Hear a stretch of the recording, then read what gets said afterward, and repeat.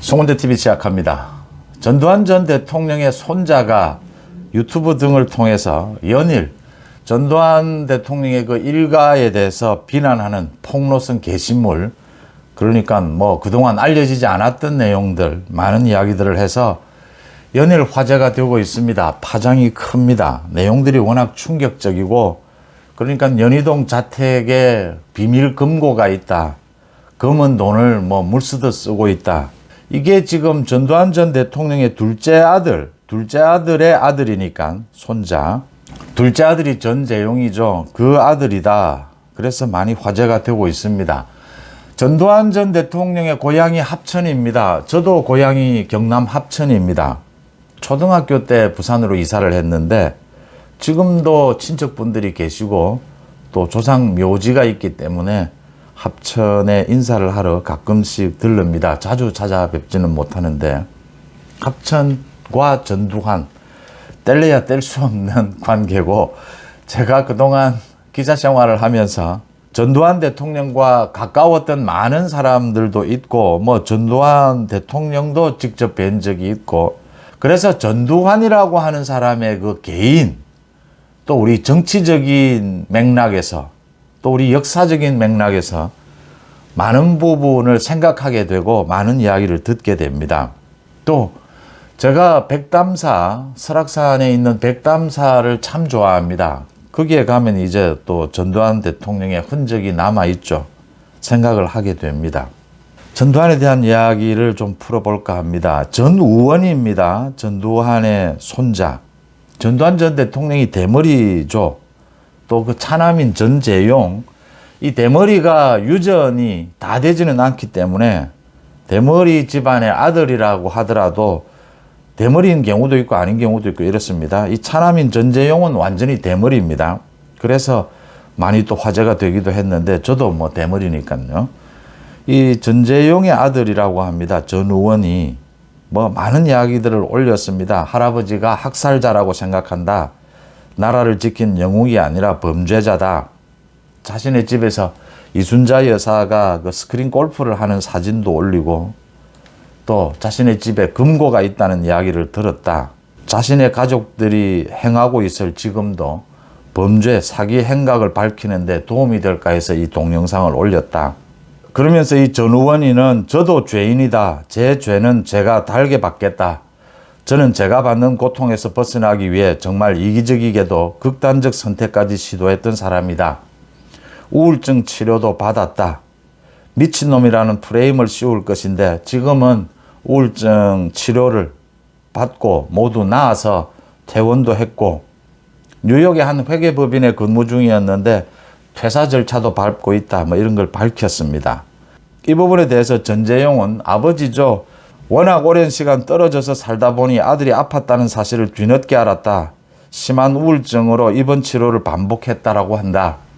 아비로서 아들을 잘 돌보지 못한 제 잘못이고 부끄럽지만 선의의 피해를 보게 된 지인들께 너무나 죄송해 부득이하게 사정을 밝히게 됐다. 뭐 이런 이야기들을 했습니다. 이 전재용, 둘째 아들 전재용이 뭐 3번 결혼을 했고 탤런트와 결혼을 했고, 지금 이 화제가 되고 있는 이 주인공은 둘째 부인의 아들이다. 이혼도 했다. 뭐 그런 가족 간의 갈등, 이런 폭로를 하게 된 계기가 되지 않았겠느냐, 이렇게 추측이 됩니다. 그런데 이제 내용 자체가 워낙 사실성이 있고 또 공개한 사진들이 워낙 현실적이기 때문에 이 사회적인 반향이 매우 큽니다. 전두환 전 대통령은 뭐 유명하죠. 재판정에서 자신은 돈이 29만 원 밖에 없다. 그래서 그 수천억에 이를 것으로 보이는 비자금, 이게 지금 검찰이 1,000억 가까이를 추징을 못하고 있는데 그 추징을 해야 되는 것이 아니냐. 또 이번에 이 전우원이 SNS에 올린 글에 현역 지금 공군 장교들도 거론이 되고 있기 때문에 공군 측에서 조사를 하고 있다. 검찰이 지금 전두환 전 대통령에 대한 비자금 추징을 못한 부분, 추징을 할 수 있느냐 없느냐, 뭐 이런 논란까지 일고 있습니다. 이 당사자가 사망하고 난 뒤에는 이런 부분들이 추징이 잘 되지를 않습니다. 이 법적으로 좀 미비한 부분입니다. 이 전두환 전 대통령의 손자가 이런 폭로를 하는 것, 이게 화제가 되고 있는 것을 보면서 참 씁쓸하다라는 생각도 하게 되고, 뭐 큰 정치적인 의미를 떠나서 참 씁쓸하다라고 생각하는 게, 전두환 전 대통령을 생각하면 많은 뭐 여러 가지 찬반 논란이 있을 수 있습니다. 그런데 두 가지를 저는 절대로 찬성할 수가 없는 부분이 전두환 전 대통령의 이 돈 부분입니다. 돈. 또 하나는 광주 5.18과 관련해서 그 부분에 대해서 책임을 회피하는 태도입니다. 정치인과 돈, 뗄래야 뗄 수 없는 관계였던 적이 있습니다. 전두환 전 대통령 같은 경우에는 뭐 전별금, 장관을 지내다가 이제 그만두고 나가면 영자가 하나 더 있었다. 그러니까 100만 원을 기대하고 갔는데 과거에는 전별금을 주는 경우가 많이 있었습니다. 1000만 원이었다 해서 놀란다 뭐 이런 이야기도 있고, 정치인이 당시에 돈을 모을 때 그 돈을 자신의 치부, 자신의 개인 가족의 안위를 위해서 이렇게 그 돈을 쓰는, 정치 자금을 쓰는 이런 경우는 참 용서할 수가 없다라고 하는 겁니다. 김영삼 YS 이야기를 많이 합니다. YS가 대통령 선거를 마치고 난 다음에 1000억 원에 가까운 돈을, 당시에 어마어마한 돈이죠. 그게 대선을 치르고 나서 남은 돈이다. 당시에 사무총장이 강삼재였습니다. 강삼재에게 삼재야, 이 가져가서 당에서 써라. 1000억 원에 가까운 돈입니다. 강삼재 전 의원이 사석에서 하는 이야기를 들었습니다. 놀라운 것 아니냐. 이렇게 큰 돈을, 그중에 뭐 얼마라도 가족들을 위해서 좀 빼놓을 수도 있는데, 흔히 뭐 그렇게 해왔지 않습니까? 그럴 수도 있는데, YS가 참 대한민국에서 정치인 중에서 돈을 가장 많이 정치 자금을 받은 사람 중에 한 사람일 것이다. 그런데 YS를 돈 가지고 공격하는 사람은, 비판하는 사람은 거의 본 적이 없습니다. 그만큼 정치 자금을 받았지만 그 자금을 자신의 개인의 이익을 위해서는 쓰지 않았다라고 하는 그런 사례로 많이 이야기가 되고 있습니다. 돈과 관련해서 YS와 DJ를 비교하기도 합니다.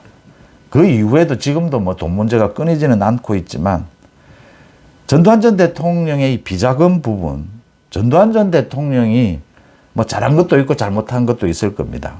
그런데 돈에 있어서 정치자금, 통치자금이라고 했습니다. 과거에는.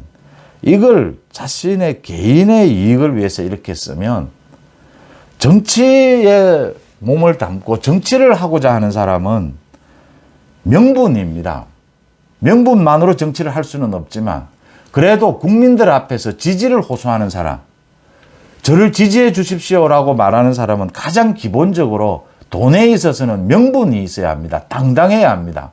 어떤 정치인이든지 당당하게, 지금은 많이 법적으로 이제 보장을 해주고 있지만 절대 용서가 안 되는 것은, 이 정치를 하면서 받은 돈으로 자신의 개인의 이익, 자신의 가족의 이익을 위해서 쓰는 것은, 사용한 것은, 이건 용서를 할 수가 없는 부분이다.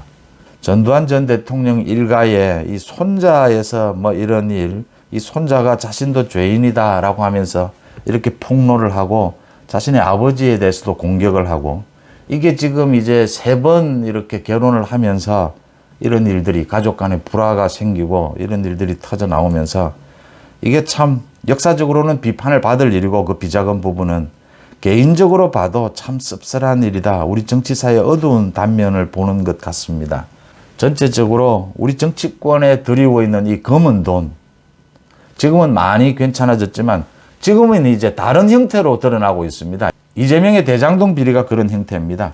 과거처럼 돈을 그냥 막 현금을 그대로 받는, 기업들로부터 강탈하다시피 그대로 받는 이런 형태는 아니지만, 각종 정부나 자치단체의 인허가를 둘러싼 특혜를 통해서 또 그 혜택을 얻는, 이런 식으로 변질되어 오는 이 정치와 돈, 이 문제를 생각하게 됩니다. 전두환 전 대통령의 이 돈 문제로 인해서, 비자금 문제로 인해서 가족 사이에 이제 손자때에 가서 이런 일들이 벌어지는 것을 보면서 참 씁쓸하다라고 하는 느낌을 지울 수가 없습니다. 여러분들은 어떤 느낌이셨습니까? 고맙습니다.